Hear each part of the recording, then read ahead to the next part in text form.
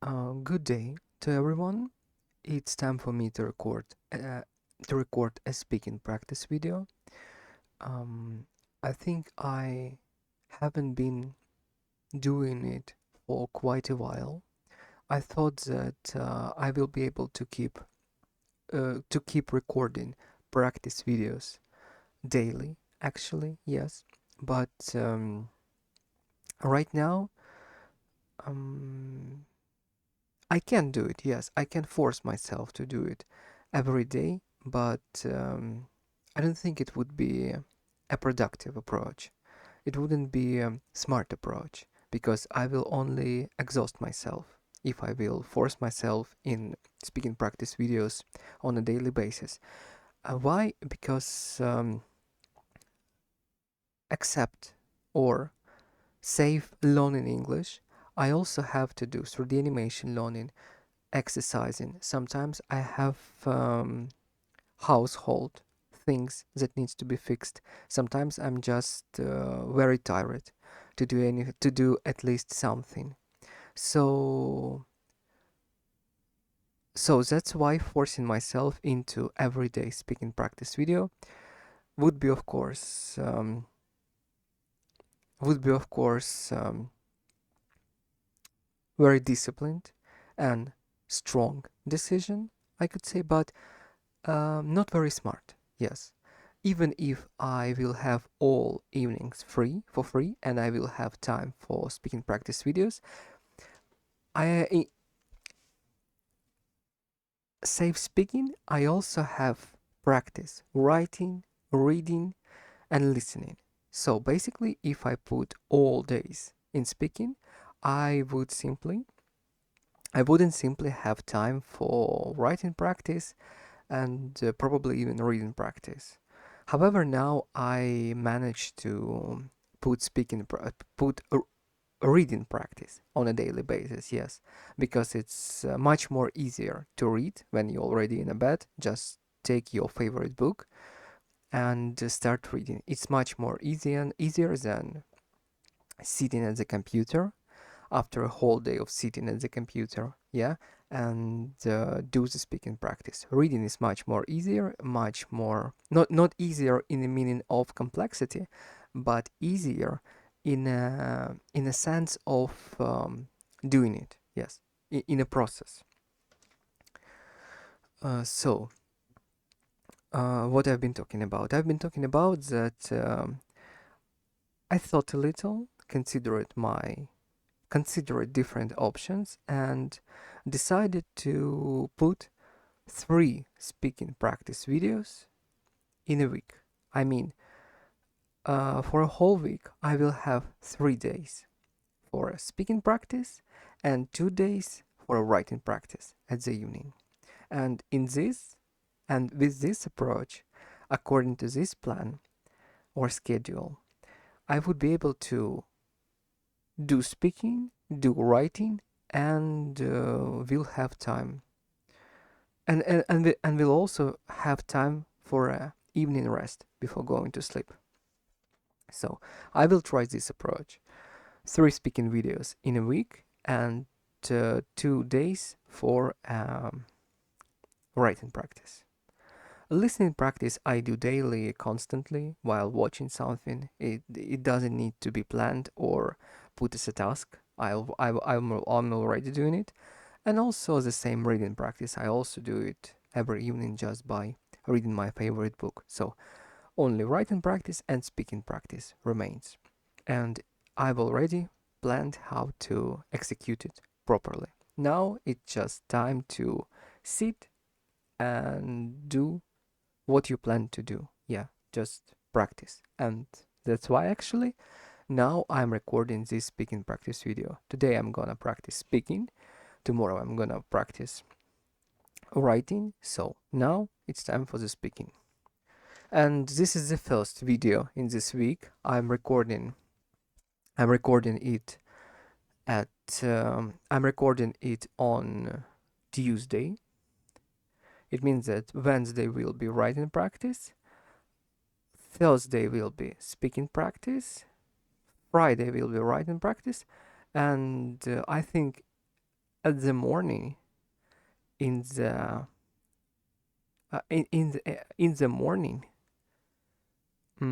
on Sunday, I will record another speaking practice video, and in this way I will close all my plan for the practices in English for a week. All my week, all my weekday plan for practices in English. Yeah, for English practices. Yeah. Sorry for this long talk. I just wanted to clear up some things, especially for myself, how I'm gonna execute all these practices that I need to do, because as I said, unfortunately, one task, you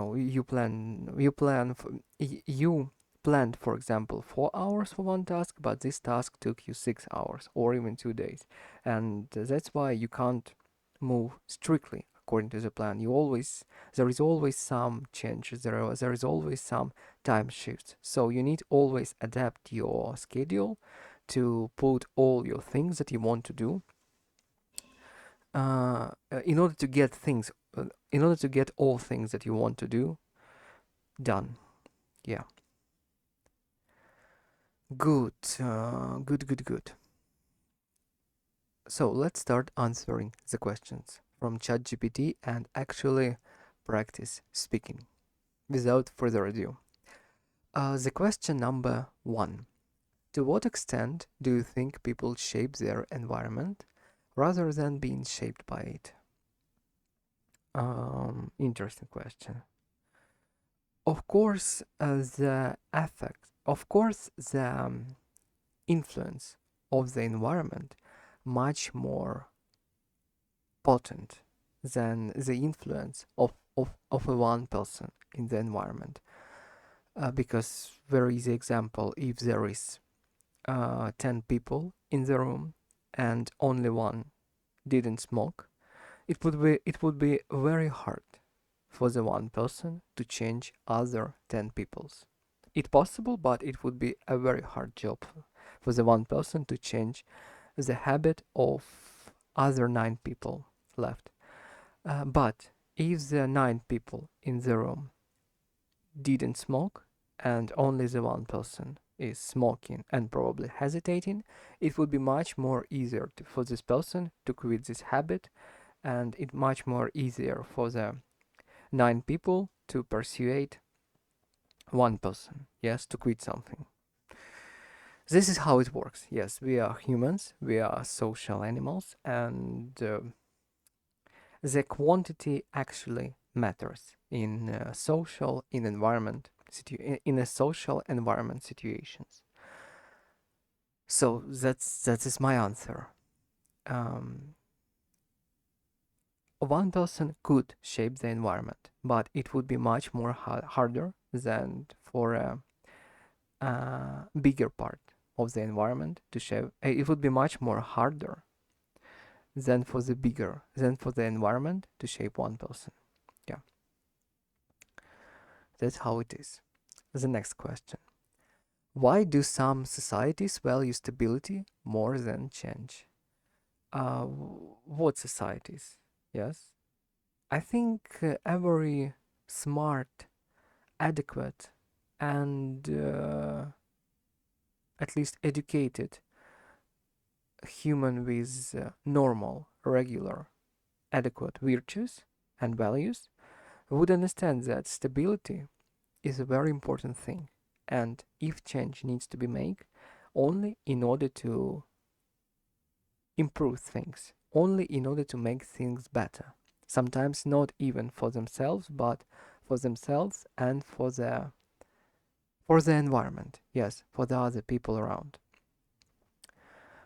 This is how usually full-grown humans, adequate humans, see the situation and act.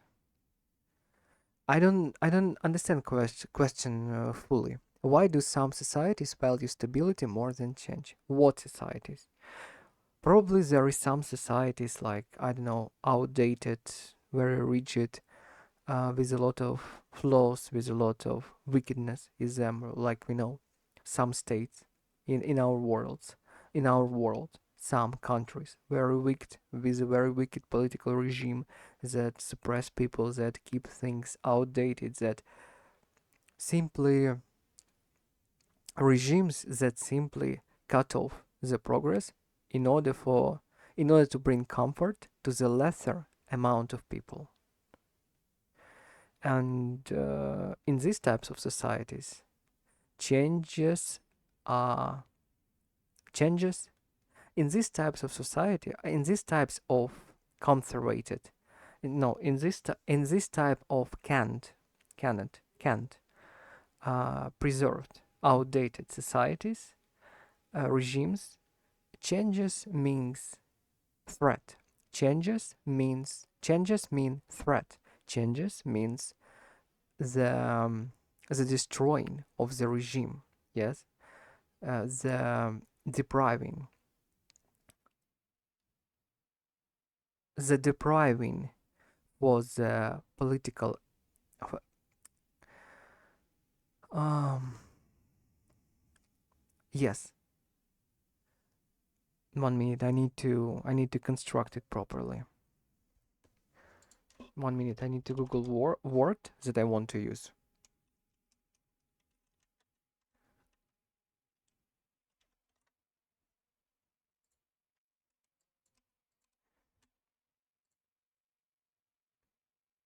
Elite. Elite. Yes, I want use the word elite. Elite. Good. So changes was is preserved. Societies was is preserved. Outdated. Very tough regimes. Very unfair regimes. Yes, where the mm, resources and goods not shared, not shared, not shared close to equality, but rather everything goes to the political elites um, or some kind of very very wealthy people. Yes, extremely wealthy. Yes. What I'm trying to say is that in these types of regimes, there is only two social classes: the people without money, the people who are struggling to survive, literally to survive, and the people who are in a charge and who have everything. Yes, very awful, ugly system to live in. Very awful, ugly, and unfair system of ruling the state, ruling the government, the country. But we have some societies like this in our world, like Northern Korea, like Russia, like Muslim countries, some Muslim countries, uh, Iran, probably, yeah, Iran, yes, where the progress is cut it off in order to keep this, um, in order to preserve this high, high, high status, status, yes, high status to the political elites. And changes for these regimes means revolution. Changes means the elites will lose their power. The elites will share something with the other people in society. So for them, changes is change. For them, changes are threat, and that's why they prefer keeping themselves in this stagnation, in this, yes, literally stagnation of the state, in order to preserve their influence and power in the government. This is how I understand this question. Yeah, why do some societies value stability more than change? That's why, because changes for these regimes are not even potential, the potent real threat that will overthrow throw throw overthrow. 1 minute, need to Google this word. Overthrown. Overthrow. overthrow, Overth- overthrow, overthrow. overthrow, Overthrow. Very difficult word to say. 1 minute. American pronunciation probably would be easier. Overthrow. American. No. Pronounce.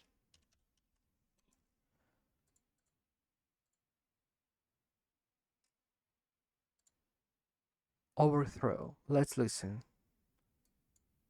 Overthrow. Overthrow. Overthrow. Overthrow. Yeah, correct. Good. So, changes for these regimes means overthrowing, means potential threat, mean potent threat. So, threat. So that's why they prefer stagnation, instability in their cases. On the other hand, we have adequate societies, we have normal countries, we have healthy regimes, of course, with flaws, with own downsides and upsides, but still normal regimes with democracy where people can live, of course not equally, but fairly at some extent. So these regimes prefer the stability, but as any regime, yes, prefer stability because what's working, if something is working, it's used. Yes, if something is working, there is no much need to change it. But in the healthy regimes, there is a capacity for the growth. There is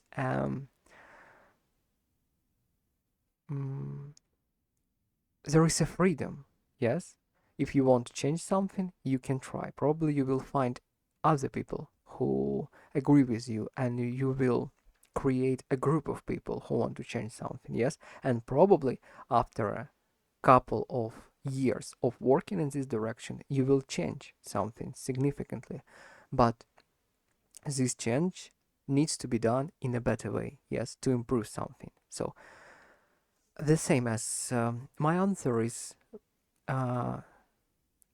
both good and bad regimes, good and bad societies value stability, but in a bad society, in a bad regime, there is no capacity for the change. There is no capacity for improving. It's a constant stagnation.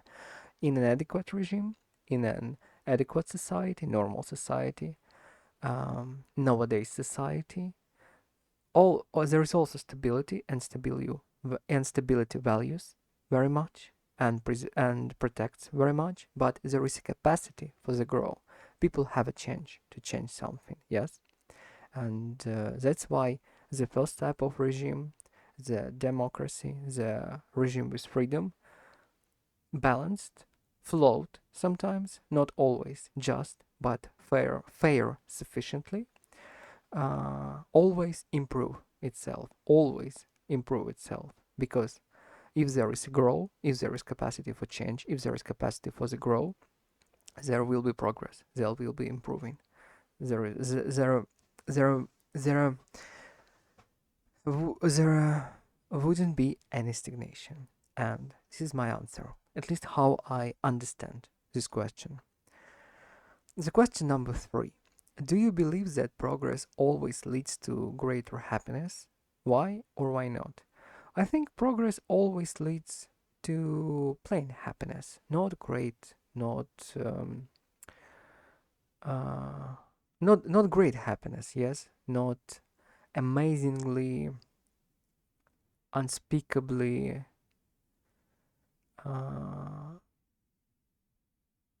huge, the greatest happiness. No.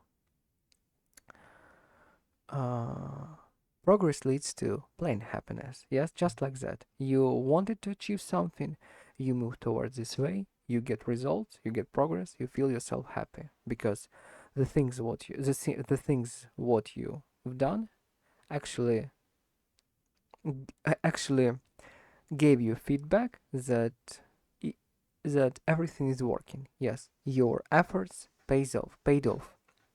So that's why it brings you happiness. Very simple instance is English learning, as I usually like to provide. English learning, it's learn English, or at least know English at some level. It's an always long road. It's an always long shot, and requires a lot of time. I mean, it requires years. Yes, at least it requires 1 year to get to the A2 level of English. To the B1, another year. To the B2, another year. Yes, and to C1 and C2, I don't even want to guess. Yes, so it's a long-term goal, and without a progress, without happiness, you simply wouldn't force. You simply wouldn't have enough inner strength, enough capacity to do it. Yes, you need to see some progress at least, because you are doing the same things, repetitive things for a very long period of time, and you need to see progress. And when you see progress, very plain progress, like better understanding of the text, better understanding by listening, yes, or better speaking, better constructing your thoughts in a sentences, or at least what progress I see right now. Probably my speaking is still stiff, and I do mistakes in a grammar, but where I see real progress is in listening and right and reading. Yes, listening and reading. I understand almost everything right now when I hear the English, and I'm reading now Lord of the Rings. Lord of the Rings. Lord of the Rings considered considered as one of the most difficult texts. Is considered as the one of the most difficult texts to read. Yeah, even native speakers, even Americans or British people read this book with a translator sometimes, because a lot of new words, a lot of old English, a lot of old-fashioned a lot of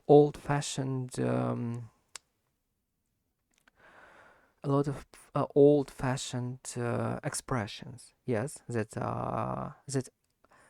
aren't usually used in daily speaking. So that's why it's a difficult text. It's a difficult book. It's an academic level text. And after years of practicing, after years of reading, now I can say that of course I use translator, but sometimes, but I can read this book. I can get a pleasure from the reading, and I understand almost everything. Sometimes I need to translate some words or to clear the meaning of some words in order to remember them, not in order to understand the whole point. The whole point I'm already underst- I'm al- the whole point I already understand very well, and this is my plain progress. Yes. If you say this for someone, why this is plain? Because if you say to someone that I've been learning English for 3 years and now I can read books uh, and get pleasure from it, yes, someone might say that 3 years, really? And for the 3 years you only can read books? What about your speaking? What about your listening? Yes, for the 3 years probably you could be a fluent. Yes, for the 3 years you could probably master the native level of English, but uh, these things like that usually are usually are said by people who never did something. Yes, who never did something, especially in language learning. Especially in language learning field. Yeah, they simply don't understand how difficult it is, how much time it requires, no difficult but complicated. Yeah, how complicated it is, and how much time it requires to get to this level of English where you can enjoy language, where you can flow into language. Of course, your skills isn't perfect. Of course, your skills needs polishing. Of course, you need to repeat grammar constantly in order to remember.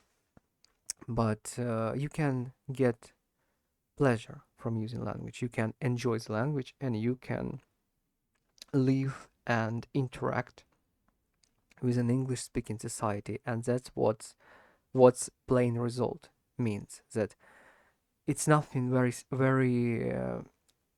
it's nothing very not great. It's not about greatness. It's about you get to the point that you can communicate now with peoples from another countries. Yes, and for someone this is a great result. For me, this is an this is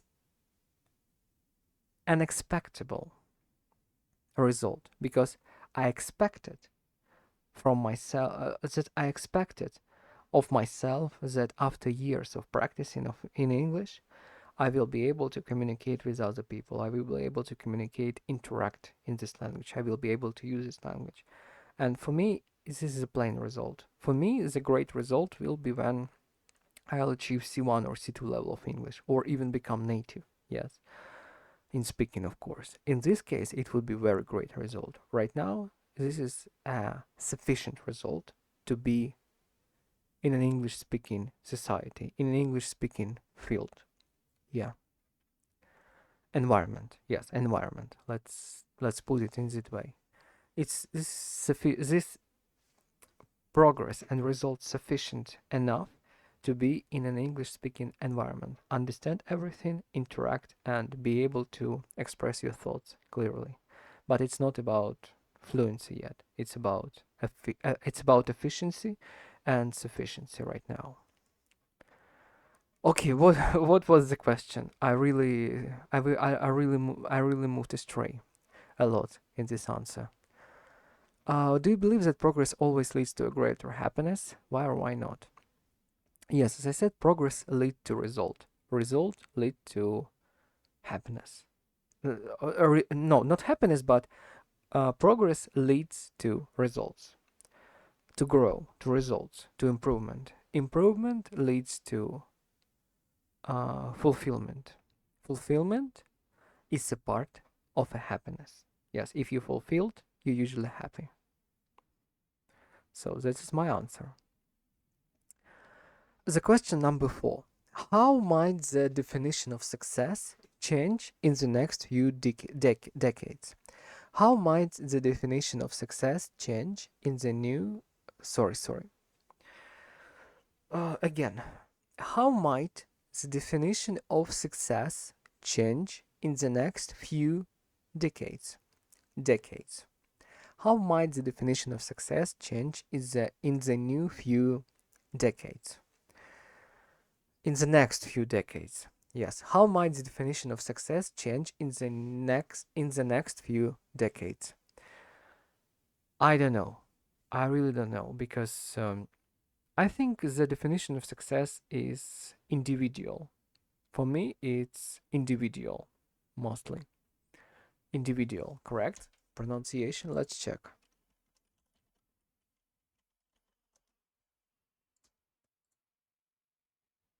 Individual. Individual. Yeah. For me, the definition of success is individual. Yes, it means that we all have our goals. We all have our ideas what our perfect life, or at least um, good life, normal life should look like, and or shall look like, and we simply moving towards it. Yeah, we're simply working, trying something, setting up goals in order to achieve this state of desirable life that we want for ourselves. So my definition of success is absolutely individual. It's absolutely uh, shaped and aligned and suitable for my own perspective, yeah, for my own outlook. And of course, society have some kind of similar things that we can call success, like money, wealth, healthy family, or not healthy family, probably a lot of one day girls in a row. Yeah. That's why I'm saying that this is all individual mostly, because everyone has their own vision of a normal life, of a success, of what they want to have in life. So basically, I don't want to judge or talk a lot on this topic. I could only say that for me, success is stability and normality, and the comfort, of course. Stability, normality, and comfort. Comfort with the capacity for growing. For me, that is success. When you regular human being in a comfort, you have comfort, you have capacity for the grow, you control yourself, you control your life, you can predict your life, you are stable financially, you just simply living as a normal human being. Yes, you have good people around you, you connect with other people, you try to create something with other people, yes, something good, something better. Just simply living a meaningful life. For me, it's already success. So, what for the other people? I don't know. Probably a lot of cars, probably a lot of women, probably, I don't know, some success in job career or a professional field. I don't know. Yes, for everyone it's something special. It's something that brings sense. It's something that brings sense, the feeling of reason, the feeling of sense to the living, to the being. Yes. So this is my answer. How it might change, I really don't know. Probably the society changes, the new things pop up, yes, and probably there would be new pinnacles of success that society will force attention to. I don't know. Probably living on the Mars would be in the future the sign of success and wealth, and many people would try to move to the Mars as an idea. Yeah, as an assumption. Yeah. Uh, the question number 5. What factors influence whether a person becomes open to new ideas? The no, the plasticity of the mind. The scientists calls it the scientists call it neuroplasticity. Yes, our mind has ability to change. Our mind has capacity for the changing, for improving, for constant rethinking, reconsidering new ideas. Yes, our mind is. I don't know how to put it correctly. This is the best analytical, powerful computer. Yes, and calculating machine that we have naturally. Yes, it's just in our heads by default. We only need to use this tool properly. We need to work with this tool. Like it's like playing on a musical instrument, or I don't know, playing on the piano. You need your mind is like a piano. It's an instrument that controls all your body, that controls all your life, all your thoughts. It's in your control mostly, and you need to learn how to work with this instrument, how to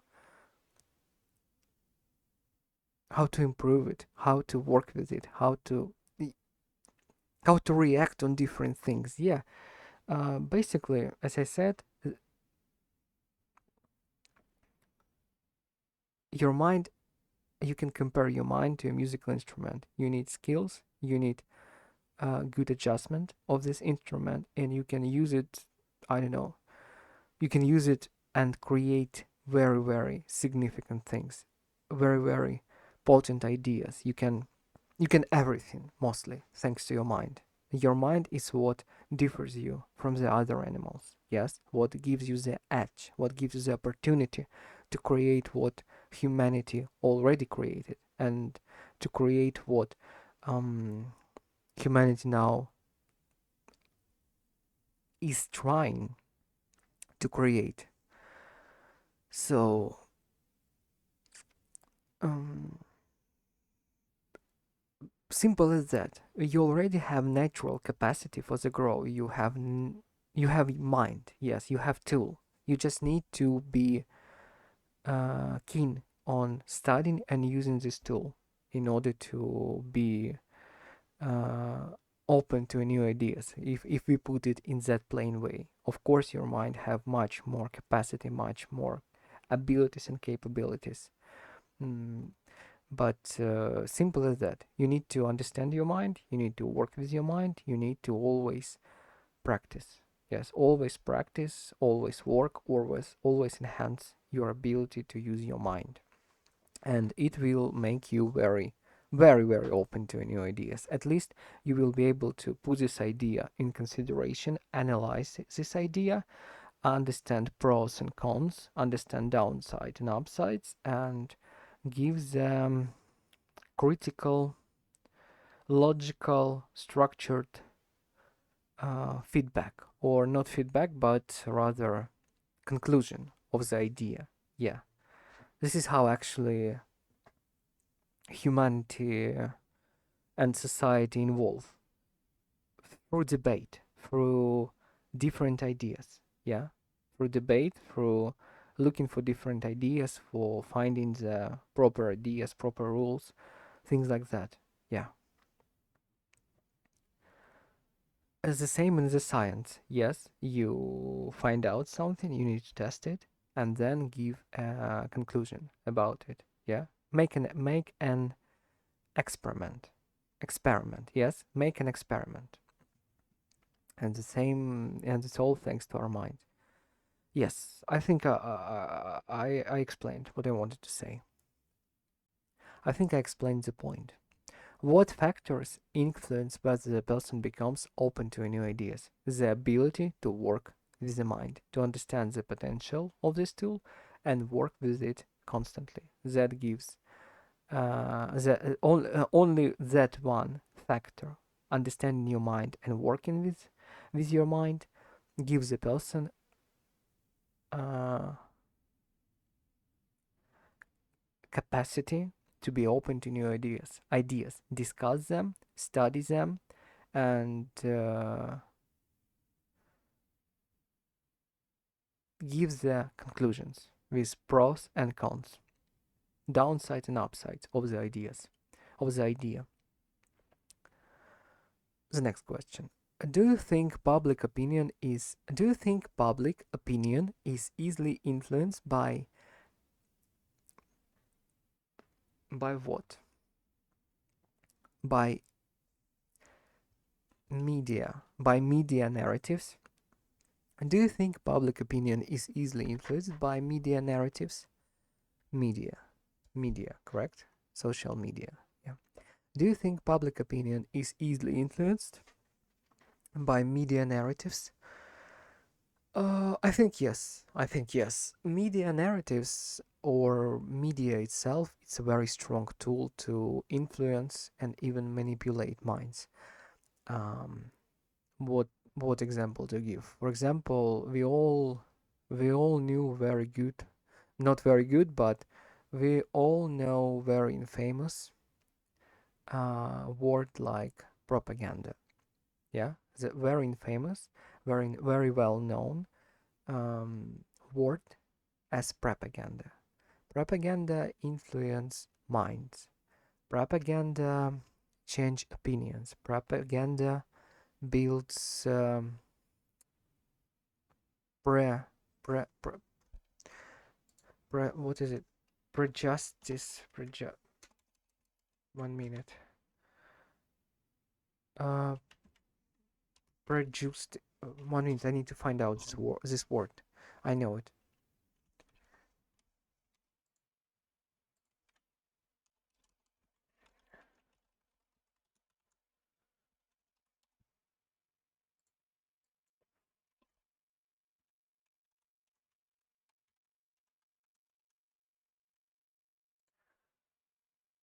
Preju- pre- Prejudices. prejudice, yes. Propaganda can build prejudices. What's a difficult word, but very important. Prejudice, meaning, pronunciation. Prejudice. Prejudice, Prejudice. prejudice, prejudice, Prejudice. prejudice. Yes, good, correct. Propaganda can build prejudices. Prejudices.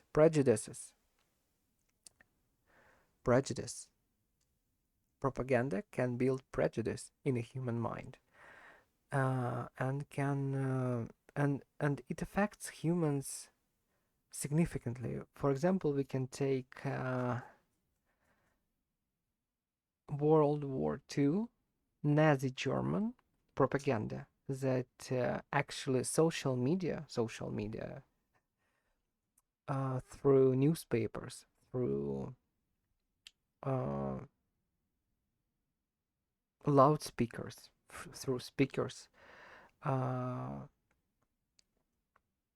make make people. 1 minute.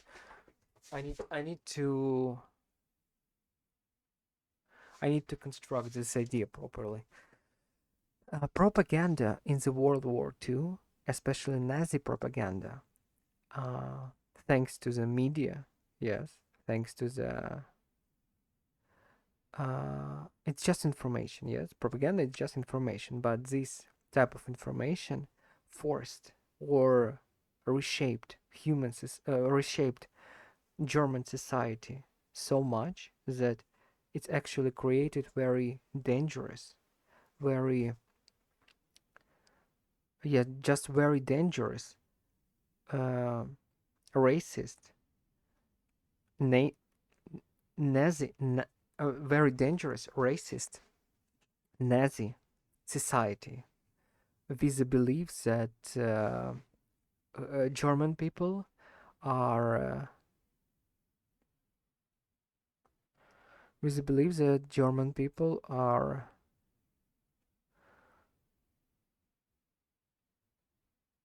better humans in the meaning of evolution. Yes, absolutely dubious, not even dubious, absolutely idiotic. Yes, absolutely moronic idea, but that now would be destroyed very easily by some arguments. But at that time, yes, when technologies weren't uh, developed so much as now, yes, then it worked, yes, and people weren't very educated. But this simple type of propaganda, this simple type of information influenced and shaped German society and make it simply. I'm talking about that 10 or around 100 of people created the information, created the propaganda that shaped all minds, all outlooks, and point of view of a whole country. Yes, whole country. I'm talking in general, of course. In general, the whole country, the bigger part of the country took this idea of uh, racism, this idea of racism on the absolutely ridiculous level, on the highest level possible, and this idea of um, their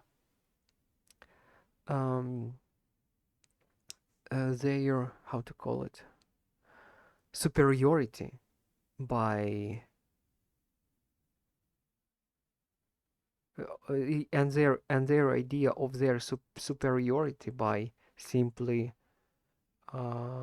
genetics. It was ridiculous, but it worked, and it brings uh, one of the biggest war, the world war. It brought the one of the biggest wars to the world, the World War II. This simple stupid ideas, and that was translated through the propaganda to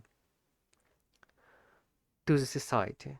Yeah, and that's how in my this is how in my example media narratives and this is my answer on the question, do you think public opinion is easily influenced by media narratives? Yes, of course.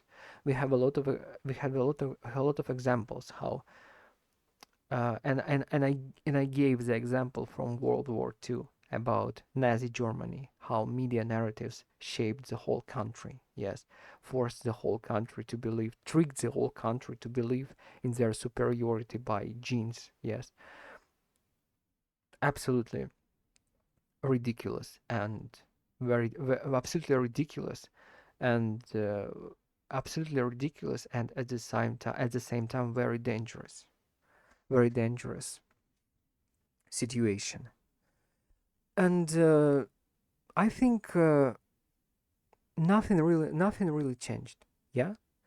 The only difference now is that we are protected from these tricks by education and internet. So we have different opinions. We have different sources of information to check the news. But if we would have only one, it would be very easy to manipulate our minds through the media narratives. We would be just fed.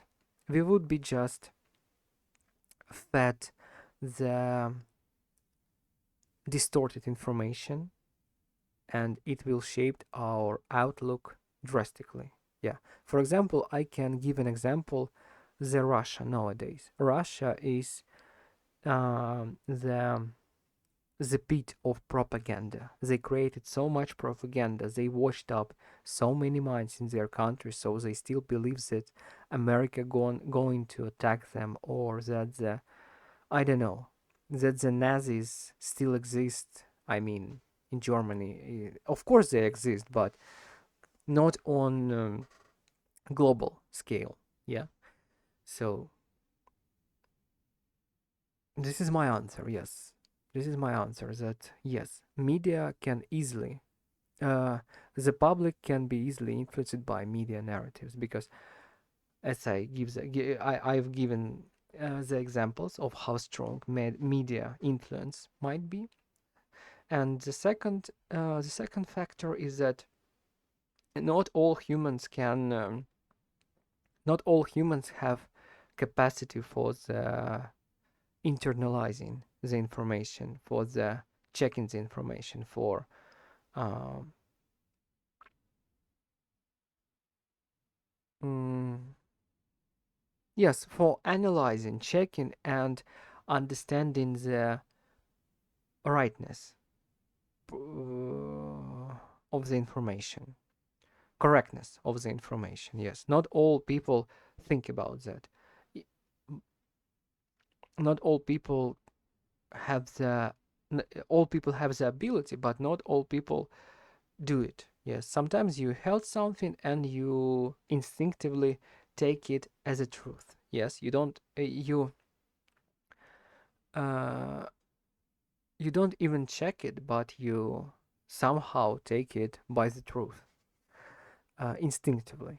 Yeah, and checking information requires efforts, and not always people want to pay these efforts of checking the information, and that's why much more easier to believe, yes, than check, and that's why the public is very easy influenced. As of course there will be always individuals who will see the truth, but the bigger mass, the bigger mass of people, the bigger uh, patch of society would be just taking the ideas the as the constant truth, yes, without checking. And that's why media narratives, that's why propaganda still works and still very dangerous tool.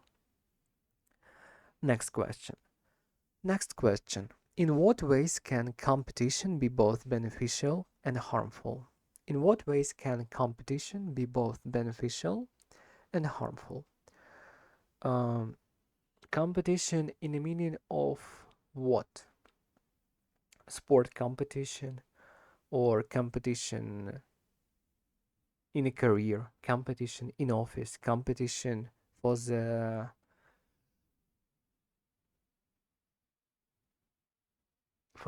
yeah, as I said, competition for something. Yeah, what we are talking about? What type of competition?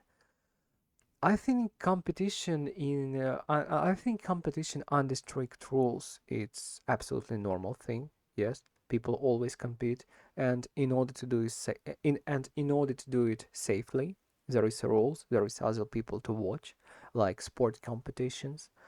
Um, of course, it's harmful sometimes, but you know, if it's sport, there is always risk to harm yourself.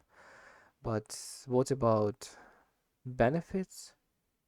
Benefits is it's might be money. It might be good paychecks if you win. It might be recognition.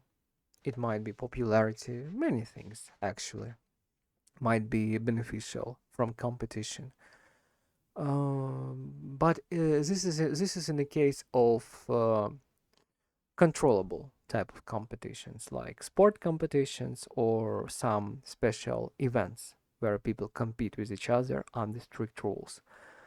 Of course, in life there is also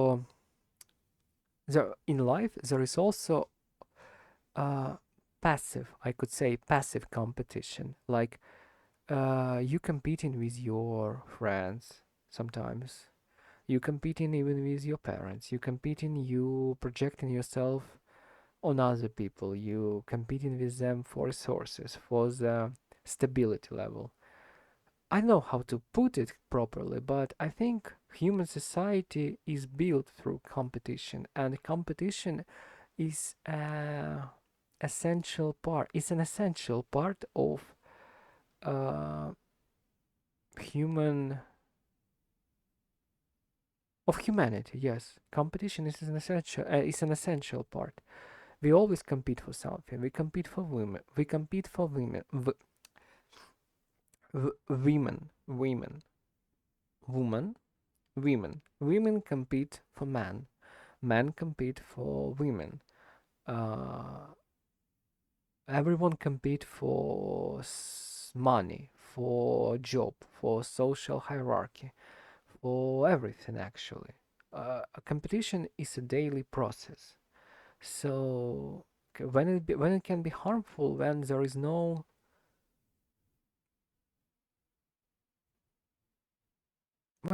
control over competition. Only in these cases it can become drastically dangerous or drastically toxic when there is no control over competition. When you don't control yourself, for example, or there is no rules that controls you. In this case, competition might lead to the fight, might lead to the even to the murder, I suppose. And in these cases, yes, competition can be harmful when there is no control over it. When there is no control over it. And this was my answer. What beneficial of competition? If you win the competition, you get resources, you get valuable things, you get better. I don't know. If you win the competition, you get better. Yes, you improve your life. Yes, doesn't matter what competition is. So winning the competition is a good thing. Losing the competition is also the stimul for the growth. What harm? Harm when there is no control, when you can't control yourself, and when there is no strict rules to control the competition. In this case, it all can lead to conflict, destruction, and undesirable outcomes. Let's put it in this way. Let's put it in this way. Question number 8. How important is this? How important is it for a society to preserve its cultural identity in a globalized world? Very important. Because if there is no cultural identity, there is no society. If there is no society, there is no country. Very easy to explain. Let's take an example. One country, the countries that don't have cultural identity. If there is a war comes to this country, who will fight for this country? Yes, who will fight for this? Who will fight for the country? What person what person will fight for the country that isn't that how to put it? If you have nationality, if you don't have cultural identity, you are not you don't have a feeling of identity, yes, in general. And if someone will invade your country, you just wouldn't have motivation to defend it because you are not bind to the place. Yes, you are not bind to this idea of nation. Yeah, you simply not bind to it. How to put it? I don't even know how to explain it. It's just so natural that people bind through culture, bind through customs, bind through place of living. It's all it's all it's like one big complicated bundle of things that works simultaneously and fastens the connection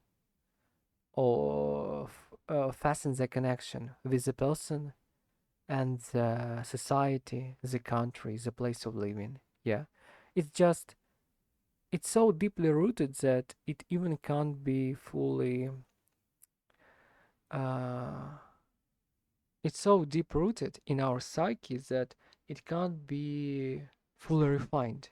You always will be you always will carry in yourself your cultural identity. Even if you change countries, even if you change societies, there's always will be your origin somewhere within you. You can't erase it. Yeah, this is a very strong thing, and uh, as I said, if there is no cultural identity, there is no society. There is no society. There is no country. There is no country. Other countries will consume its territory. Plain as that. No other explanation. It's not important. It's essential. It's crucial for the surviving of the society to have cultural identity. And I think I explained why. If there is no cultural identity, there is no bind. There is no reason to. There is no identity. Yes, there is no reason to stand for this identity. That's why actually empires, when consuming other territories, consuming other countries, the first thing that they do, they erase the cultural identity of the consumed country in order to consume it, simply in order to reframe it to the new culture. Because if there will be culture preserved, there are never if in the consumed country culture if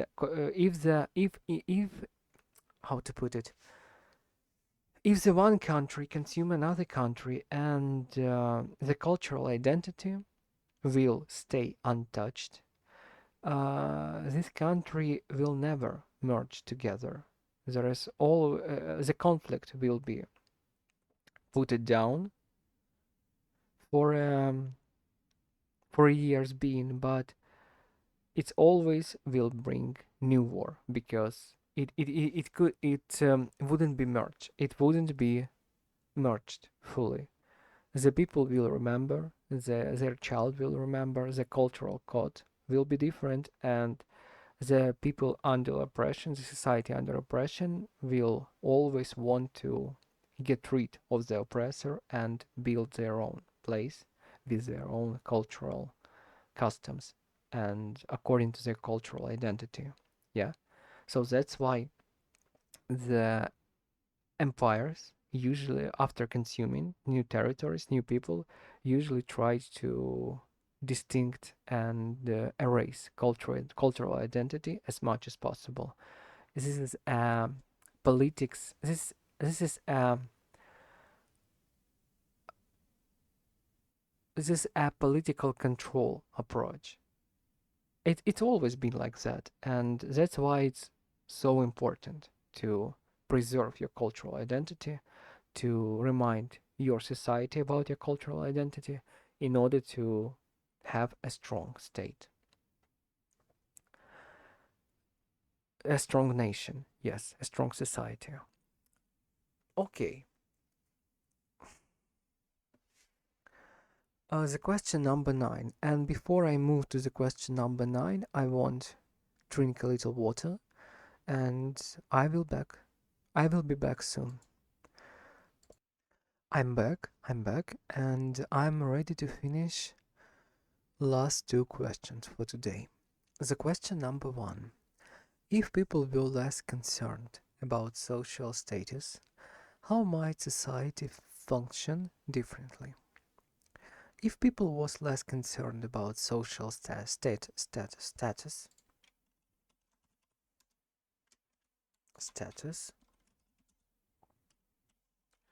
let's check the pronunciation. Status. Status. Status. Status. Status. Status. Status. If people were less concerned about social status, how might society function differently?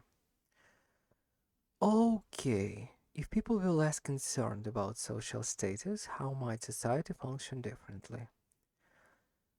It's a so difficult question to answer. Complicated one, for sure. Okay, probably if I don't know, I could say if the society if the society if the society was less concerned about social status, the 1 minute. I could say that if the society were less concerned about social status, the life would be less toxic and much more peaceful.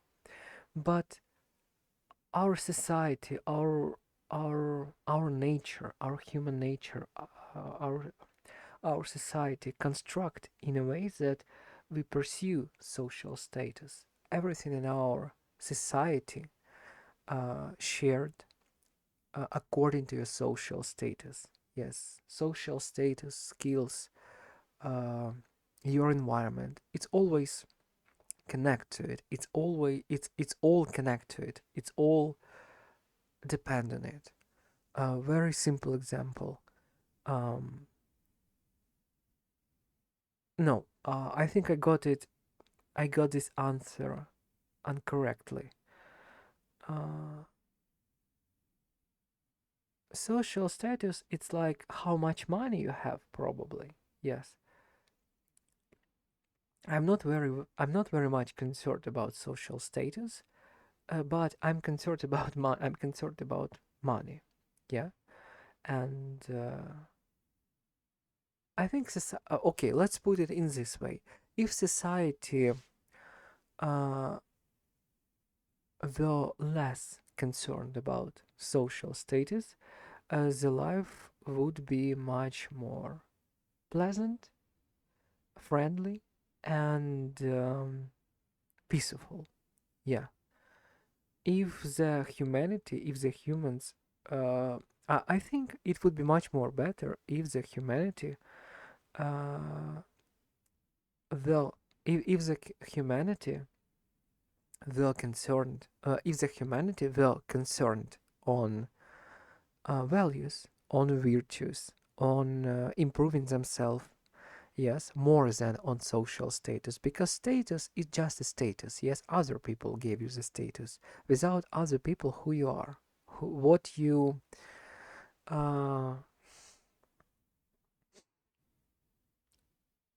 what you depict of yourself, what you exhibit of yourself when nobody's around you, who you are really, yes.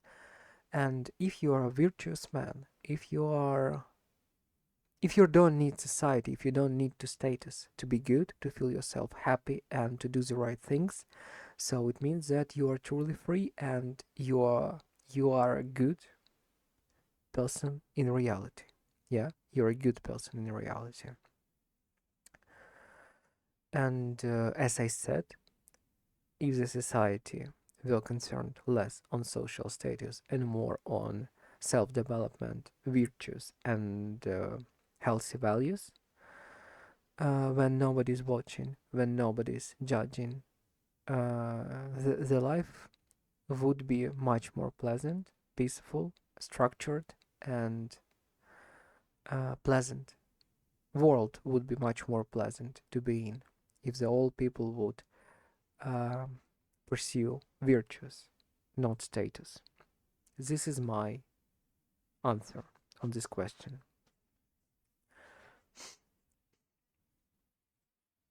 How might society function differently? I can give some examples. I can make up some examples, but sorry, I think I've been talking for 1 hour straight, and I'm a little bit tired of speaking English, so I wouldn't made up things that right now I simply can't to put in my mind because of a little tiredness. So I will skip this question at this point. Not skip, but I will finish answer on this question at this point and move to the last one. In general, as I said, society would function just more peacefully, and it would be much more pleasant to be in it. To a society of the humans who looking for virtues, looking for self-development, virtues, and how to become a better human at first. And the second things like status and other things, they are second, not first priority. Yeah. And in this case, it would be just much more pleasant to live in this type of environment and this type of society. Let's say that you can imagine, yes. Let's, for example, take all your friends, 5 friends. For example, you have 5 friends, and all your friends are considerate and considerate, thoughtful, virtuous driven, uh, values, building good values in them and trying to be a better human at first.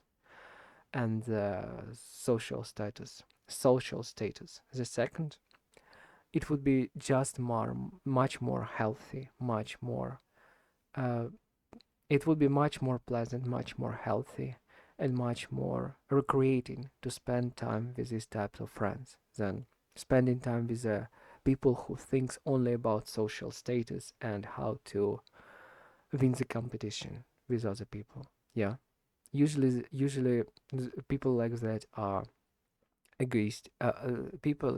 Usually people like that have a big ego and interactions with them not recreating, not nurturing, not how to say it, not recreating, not nurturing, not um, peace bringing. Yes, interaction with them usually toxic, very highly toxic, competitive, with manipulations included, and just overall unpleasant and very superficial. Very well, very unpleasant and very superficial. Yes. So in my life, for example, I try to build an environment around myself where I will be circled by people who are virtuous driving, who are thinking about how to be a better humans at first, and the second, how to have something. Yes, and the second, how to have something. Yes, something, and how to have something and how to compete. At the first one, at the first place is self-improvement as a human in order to become a better human. Yeah, and the second is status, money, other things, yeah, other things. And I try to be circled by people like that who know who they are and who works on their virtues, who wants to become a better human beings day by day. And the resources are second priority, not first. Because I understand, as I said, that these types of connections, these types of people brings peace, calm, and happiness in life. Yeah. So so you can imagine if all people in society would be like that, would be virtuous driven, the living in society would be like a dream. Yeah, would be like a dream with a very considerate, thoughtful people who cares about themselves, of course, but also consider those who are around them. Yeah, and also care about them at an extent of their possibilities. The next question. Do you think individuals have more influence over their lives than external circumstances? 1 minute. I'm going to read it again. Do you think individuals have more influence over their lives than external circumstances, or the opposite? Do you think individuals have more influence over their lives than external circumstances, or the opposite? I don't. This question is built I feel like this question is built weirdly and uncomfortable. I feel like this question is built comfort, comfort, uncomfortably to read, comfortably, uncomfortably to read. Yeah, and it's weird. Let's read it again. Do you think individuals have more influence over their lives than external circumstances, or the opposite? I think, and this is a fact, I can say that individuals have more influence over their life. Of course, not even over their life, but over themselves. Yeah, you as a human, you can control yourself. You can control your you can't control your emotions, but you can control how you react on your emotions. Yes, you can choose the behavior. You can't control emotions, but you can choose the behavior, and it's all this all this discipline, all this uh, Greek Greek philosophical Stoics Stoicism. Stoicism, all this Greek ancient philosophers thought is about self-control. Yes, you can control yourself. You have 100% control over yourself, over your body. Yes, you can't choose the emotions. Yes, but you can choose how to react on them. You can choose your behavior, and that's what individuals can do 100%.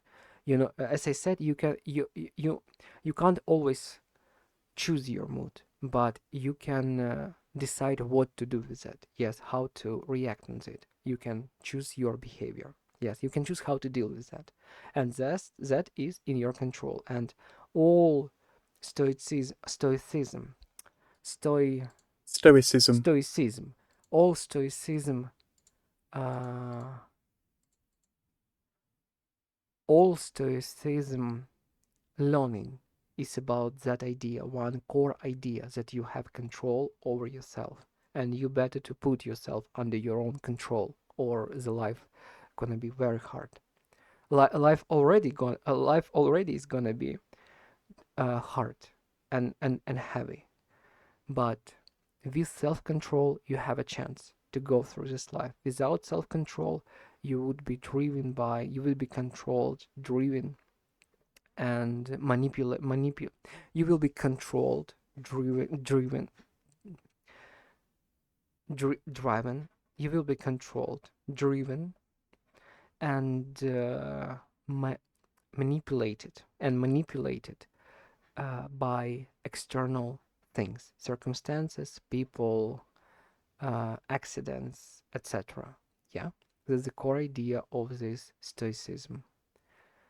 And this question is asking me, do I think individuals have more influence over their life than external circumstances?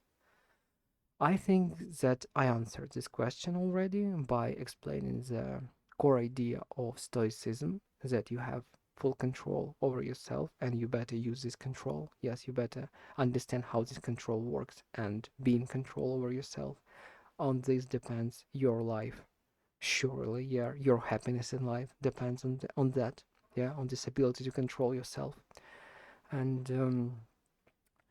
not the opposite for sure. Yeah. Sometimes you can, about external circumstances right now. Sometimes you can control external circumstances. Sometimes you can't. Sometimes you have different amount of control. Yes. Sometimes the amount of control is differ. On one situation you can influence by one situation can be influenced by 10%, other by 90%. Yes, but there is sometimes unpredictable factors that deprive you from a full control. That there is always the factor, the moment of unpredictability. Unpredictability.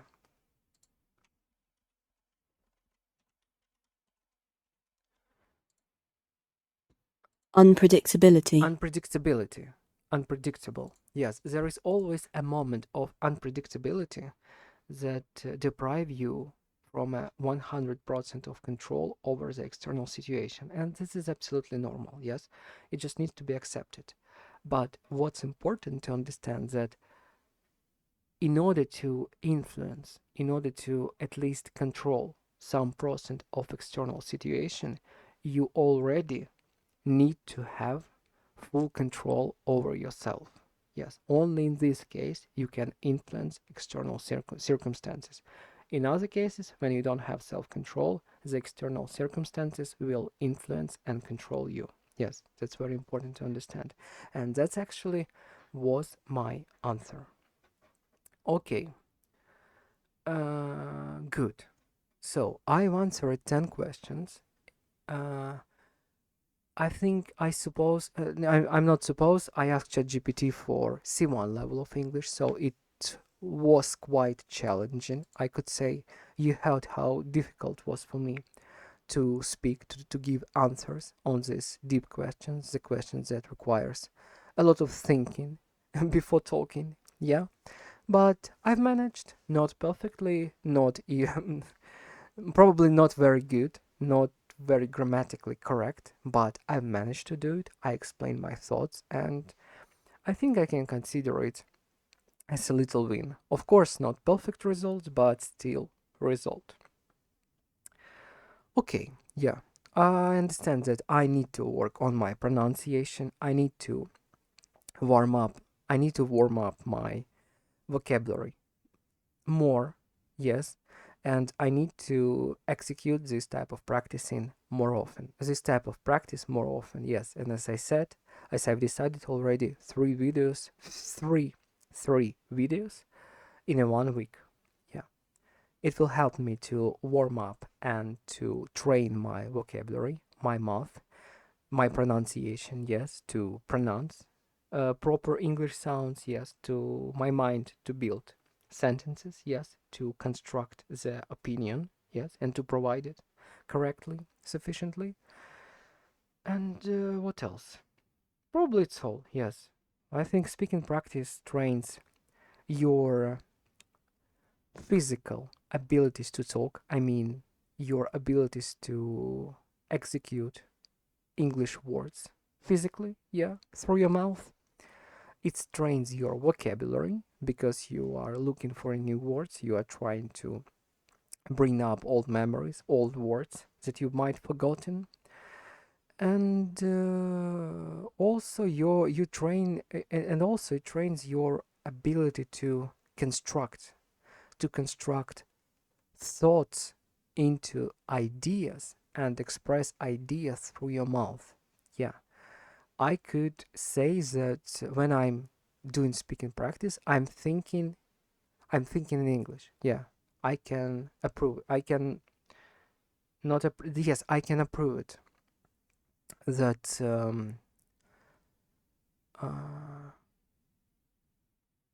then when I talk English, especially in the speaking practice videos, I think on English. Yeah, very important skill to have. Of course, it shortens my ability to.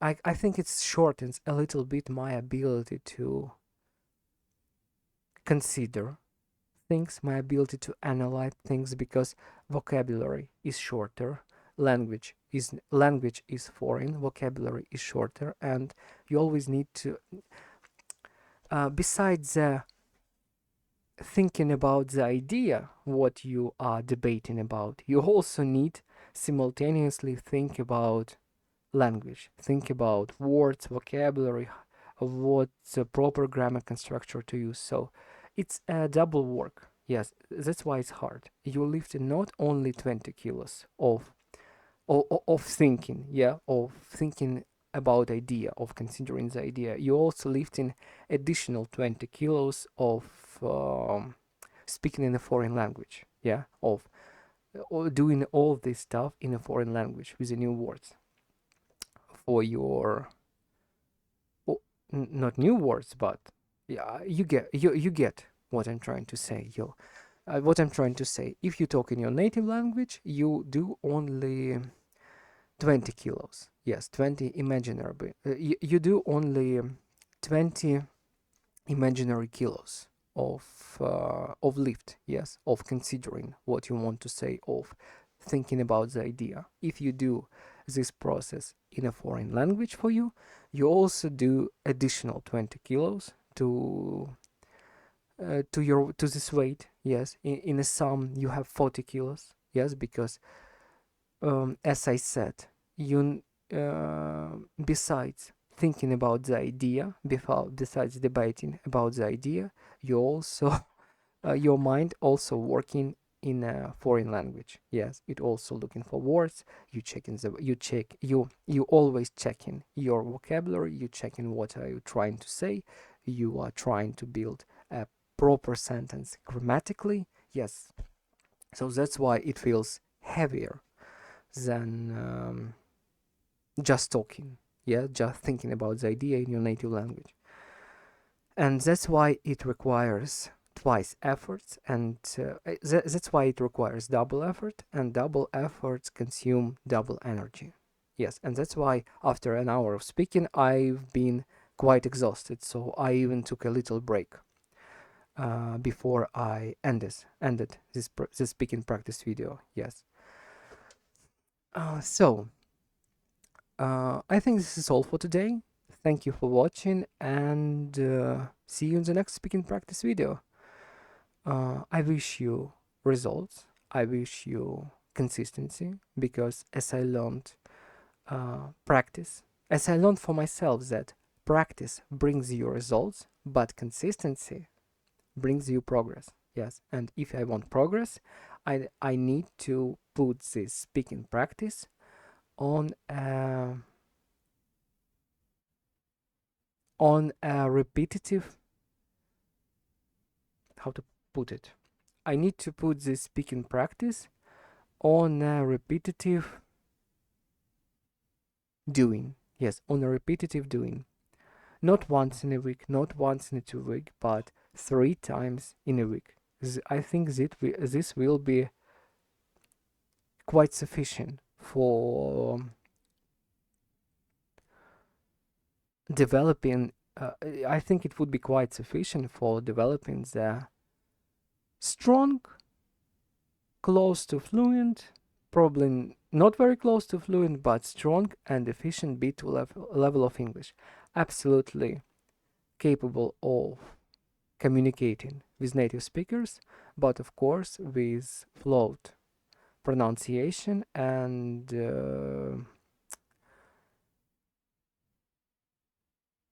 some amount of grammar mistakes.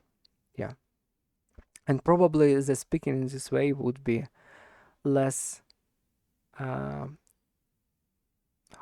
we call it,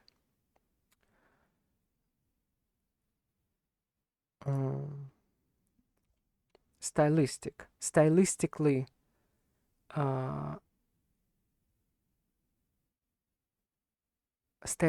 harsh, but on the efficiency side, I mean, even through the harsh speaking, I will through the harsh, I mean, vocabulary, a stylistic, even through this, I would be able to express and to explain everything that I want in this language. And for me now, this is my goal in this study, to create the rough but efficient tool that I can use in any situation. I mean, in English language tool. Yes, probably rough around the edges, but absolutely sufficient, effective, and more absolutely sufficient and efficient in the talking.